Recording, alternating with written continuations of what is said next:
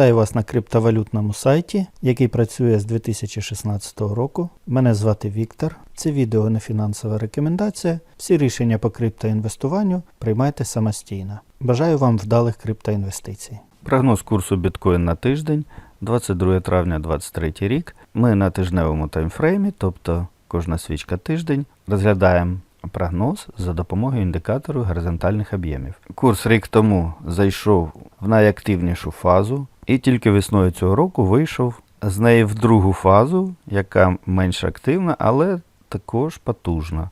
І торгується вже тут декілька тижнів. По тривалісті таких фаз я вже показував, чому я гадаю, що буде зараз зміна, і в більшості я прогнозую, що зміна наверх. Бачите, фаза завершується, бо була такої ж тривалості позаминулого разу. Якщо буде схожа конструкція, то ми побачимо таке зростання, принаймні на 30%, яке було і минулого разу, позаминулого.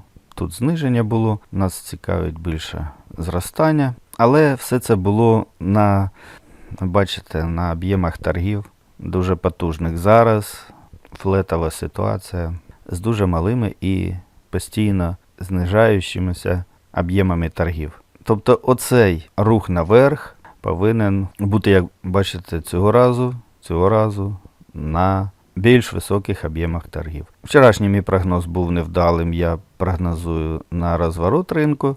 Сьогодні так само я ставлю на рух наверх. Технічний індикатор у тижневому таймфреймі ви бачите в нейтральному положенні. Ринок в очікуванні. А в денному налаштований на продаж біткоїну. Кожна свічка день. Тут також подивіться, коли був рух наверх з 20 на 30, які були об'єми торгів. Нема з чим навіть порівнювати.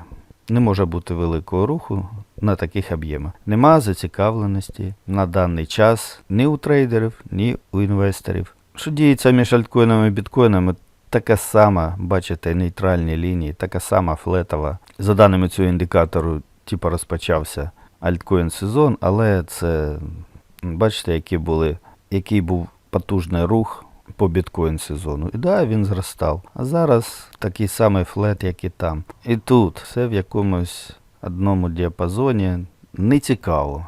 Підсумую, мій прогноз на цей тиждень. Зростання можливо тільки при зростанні об'ємів торгів. Якщо цього не станеться, буде продовження нейтрального положення. Тобто тільки зростання об'ємів може привести до зміни. На мій погляд, буде зміна наверх.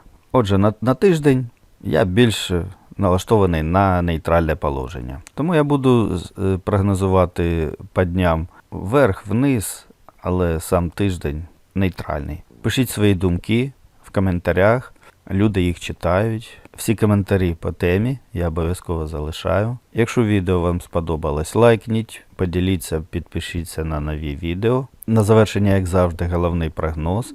Російську Федерацію буде знищено. Україна розквітне в європейській родині. Дуже потужна була поїздка нашого президента в Японію на G7. А ми не забуваємо донатити на ЗСУ. З вами був Віктор. До зустрічі.